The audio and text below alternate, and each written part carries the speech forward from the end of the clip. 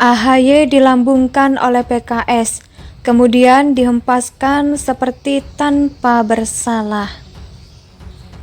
Sepertinya sudah menjadi tabiat PKS untuk selalu mengerjai Partai Demokrat. Tentu masih segar di ingatan kita kala itu. PKS diberi jatah 4 kursi menteri oleh SBY, yakni Menkominfo, Menteri Sosial, Menteri Pertanian, serta Menteri Riset dan Teknologi. Tapi apa balasan PKS terhadap Partai Demokrat?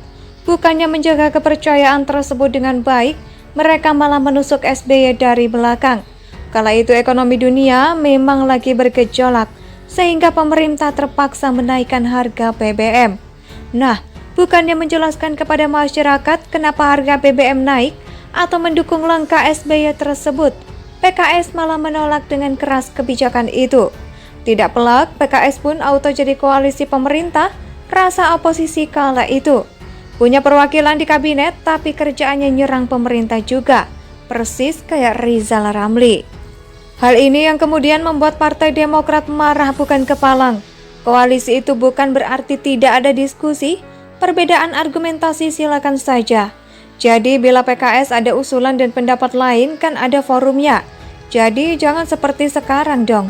PKS main tusuk tidak jelas, apalagi dengan alasan yang tidak clear pula. Kesannya PKS seolah-olah tak tahu atau tak mau tahu situasi perekonomian dan gejolak ekonomi dunia. Ujar Wasekjen Partai Demokrat waktu itu, Ramadan Pohan.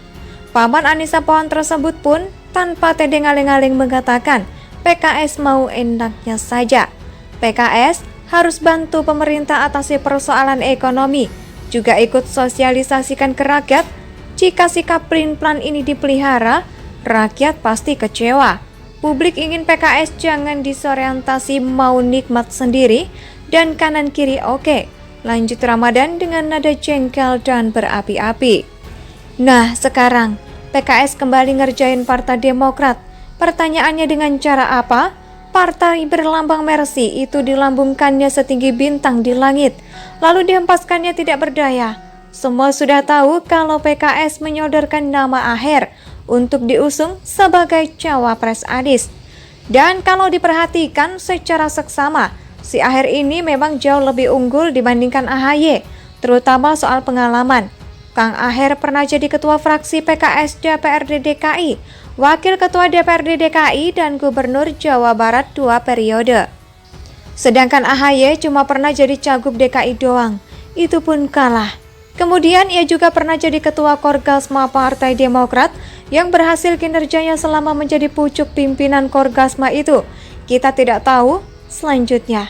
AHY memang terpilih menjadi orang nomor 1 di Partai Demokrat, namun itu tidak bisa dibanggakan, lantaran bukan usahanya sendiri, melainkan usaha bapaknya. Jadi kalau AHY menang di pemilihan kepala desa, belum pernah. AHR sudah pernah memimpin daerah dengan 18 kabupaten dan 9 kota dan dengan populasi penduduk mencapai 45 juta jiwa. Namun ini yang unik sekaligus menarik, PKS malah seolah lebih mendukung AHY untuk nyalon wakil presiden dibandingkan AHR. Tidak ada masalah, AHY jadi cawapres Anies, ujar Sekjen PKS Abu Bakar Al-Habsyi dengan nada seperti tanpa bersalah. Abu pun meyakinkan Partai Demokrat bahwa AHY tidak punya ganjalan untuk jadi cawapres. Dengan Sekjen PKS mengomong begitu, mungkin ada juga kader Demokrat yang sujud syukur karena langkah ketum mereka yang pengen jadi cawapres sebentar lagi terwujud.